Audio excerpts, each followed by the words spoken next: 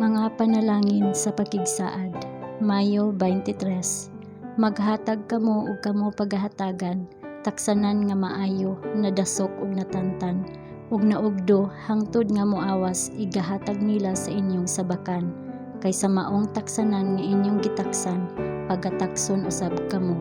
Lucas Kapitulo 6, versikulo 38. Ang Dios nagpanalangin sa buhat sa mga kamot sa mga tawo, aron sila makabalik ngadto kaniya sa iyang bahin. Siya naghatag kanila sa kahayag sa adlaw ug sa ulan. Iyang gipatubo ang mga tanom. Siya naghatag og kahimsog ug abilidad sa pagbaton og mga paagi.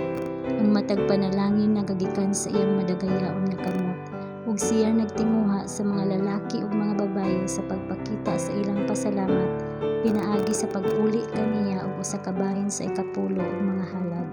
Sa mga halad sa pasalamat, sa mga halad nga kinabubuton, sa mga halad sa paglapas, sila mapadayag sa usa ka dili hinakog nga interes sa pagtukod sa iyang buhat sa tanang bahin sa kalibutan.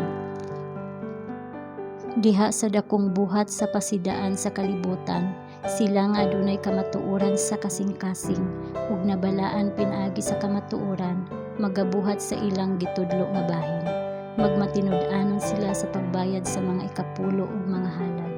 Ang matag miyembro sa simbahan gigapos sa relasyon sa pakigsaad uban sa Dios sa pagdumili sa iyang kaugalingon sa matag mahalon nga gasto.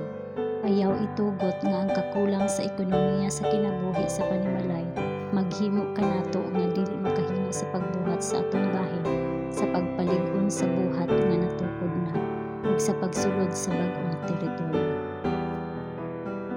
Akong hangyoon ang akong mga kaigsuonan sa tibuok kalibutan sa pagmata sa responsibilidad nga anaa kanila sa pagbayad sa usa ka matinud-anon nga ikapulo, paghupot og usa ka matinud-anon nga asoy uban sa inyong tiglala.